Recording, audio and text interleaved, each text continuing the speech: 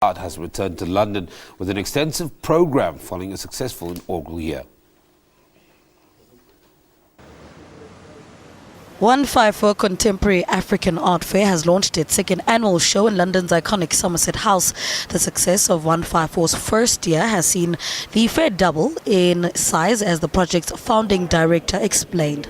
We started 154 last year for the first time. It had 15 galleries and we received 6,000 visitors. This year we're very happy to announce that we expanded in a full wing at Somerset House, but we're also receiving 27 galleries and more than 120 artists. Klakoui, the daughter of Moroccan artist Hassan Al-Glaoui, who was once encouraged to develop his art by Winston Churchill, described how the art world had changed for African artists. Well, there was a point where, honestly, to get visibility, artists had to migrate and live in somewhere in Europe and the US to be able to practice, either for political reason or either because there was no structure for them locally. But I think this is, in the past 10 years, completely changing. We have a lot of artists that are based in Africa and are doing a lot of program, exchanging ideas, doing exhibition internationally, but still having their studio in Africa. So things are changing, people are staying home.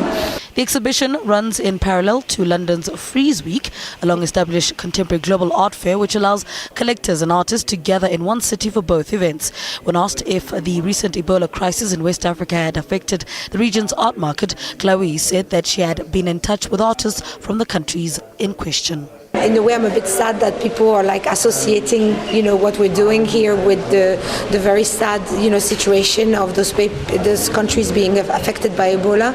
But I don't think so. I think, it's always mediatized to the point where, everybody is scared and fears the Ebola virus for some reason. But I've talked to several people in those countries where we have artists, and they said that, it's completely exaggerated in terms of, their day-to-day and how affected they are by the virus. It's there, it's present, but it's not affecting our fair in any way. The range of art and artists on show at 154 takes in every corner of Africa and those associated with its influences. One of these artists is Ajani Oku Egbe, born in 1979 in Kumba, southwest Cameroon, who now works and lives in London. Oku Egbe talked about how his businessman father had expected him to follow in his footsteps, which clashed with childhood aspirations to become a footballer. Once, on returning home, he discovered that his collection of 700 sketches of Diego Maradona had been thrown away. At home, I couldn't take it. If I couldn't draw, I couldn't play football, what was I meant to do? Just do what they want me to do. I wasn't a child that was easily controlled. So there was always clash because my father is a really control freak. So I ran away and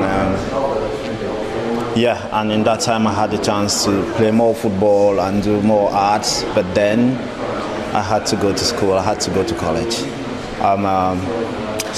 If you look at the mathematical equations and the scribblings in my work, this happened automatically. Some of them I make them up, some of them are genuine references. This is because when I was locked in my bedroom and asked to do maths, because I didn't want to do it. I loved the subject, I was good at it, but I would not do anything that I was forced to do. That wasn't me. So instead, I would be drawing, and then accidentally someone would pop into my bedroom without announcing their arrival. Because I didn't have time to flip over the page, I would do the maths on top of the drawing. So that's why you can see all of them appearing in my work now. Other art at the colourful and vibrant exhibition had political undertones, such as Peju Alatasse's work, The Missing, made up of a collection of panels showing patterned silhouettes of girls' heads. The female Nigerian artist's work had been selected by Lagos gallery Art 21, whose founder and director Celine Chowdhury was on hand to explain the coincidental timing of Alatasse's work on child kidnappings. The gallery opened in April 2013, and I'm doing a solo show at the 154 Art Fair of Peju Alatasse, who is a female artist from Nigeria. And the work behind me is a piece she started in November, December, about girls that keep getting kidnapped in Nigeria that nobody talks about. And this was before the big kidnapping of Chibok in April and the whole social media bring back our girls phenomenon. So that's what this piece is about. It's representing all the girls that went missing.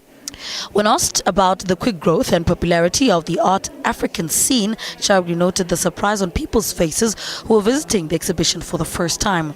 I think it's been growing for a few years, slowly but surely. But I've heard from a lot of people, and I think it's true, that there is way more interest. I think people are surprised by what they see when they're coming to see African art. I don't think this is all of this is what they're expecting. 154 runs until Sunday, October the 19th at London's Somerset House.